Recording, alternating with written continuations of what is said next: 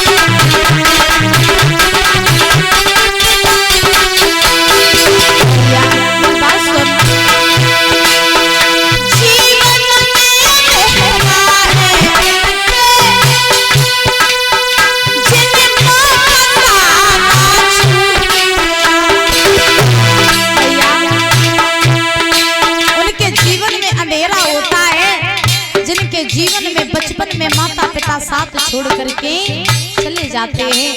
मैया मेरे सर पर तो तेरा भी अंत था, मेरे पिता का भी अंत था, फिर भी तुम दोनों हमें छोड़ करके जा रहे हो। बताओ मैया हम तुम्हारे बिना कैसे रहेंगे।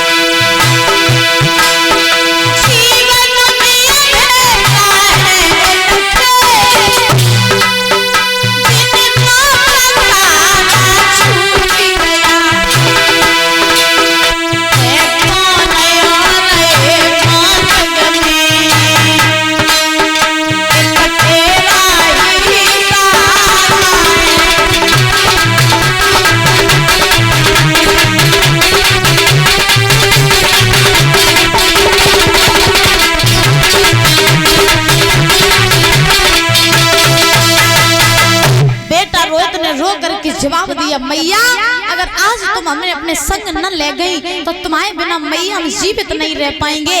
जो अपने बेटा के इतने वचन सुने तो महाराज आज मैया झपट करके गई, अपने बेटे को हृदय से लगा लिया। जवाब दिया बेटा हम तुझे छोड़ करके कहीं नहीं जा रहे। और आज वो तारा ब्राह्मणी के चरणों में गिर पड़ी। जवाब दिया हे ब्राह्मणी तुमने हमें खरीद लिया, अब एक ही एहसान हमारे ऊपर कर दो कि तुम मेरे बेटा को भी खरीद लो। क्यों?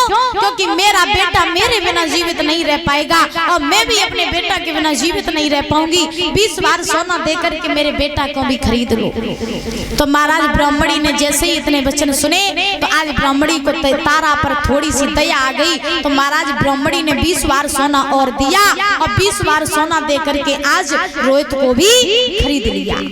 जब रोहित को भी खरीदा तो खरीद करके महाराज आज तीनों प्राणी बिछ गए। हरिश्चंद्र जो कालू नाम के मेहतर ने उन्हें खरीदा तो महाराज उस मेहतर ने हरिश्चंद्र से कहा हरिश्चंद्र अब चलो मेरे साथ में। तो महाराज हरिश्चंद्र जब चलने लगे हैं तो परीक्षित महाराज हरिश्चंद्र जब चले तो हरिश्चंद्र ने लौट करके मुड़ करके अपनी रानी तारा की तरफ नहीं देखा। और जब हरिश्चंद्र ने रानी तारा की तरफ नहीं देखा मुड़ करके तो रानी तारा ने हरिश्चंद्र को आवाज लगाई, बोली महाराज तुम हमें छोड़ करके जा रहे हो लेकिन जाओ जरूर, लेकिन मेरी आपसे एक विनती है कि आप वहां जाना और बड़े प्रेम से रहना, लेकिन वहां जाकर के मेरी याद नहीं करना। आज जो इतने वचन कहे हरिश्चंद्र ने आंखों में आंसू आ गए। हरिश्चंद्र बोले रानी तारा मैं इतना बड़ा अभागा पति हूँ, इतना बड़ा अभागा दुष्ट हूँ। लोग तो खुद मर जाते हैं लेकिन अपनी पत्नी को बेचते नहीं है, लेकिन हे रानी तारा मैंने तो जीते जी तुम्हें बेच दिया, अपने बेटे को बेच दिया। मुझसे बड़ा अभागा संसार में कोई नहीं होगा। जो इतने वचन कहे हरिश्चंद्र बोले लेकिन हे रानी तारा समय कुछ भी करवा ले, क्योंकि समय से बलवान संसार में कुछ नहीं है। तो महाराज राजा हरिश्चंद्र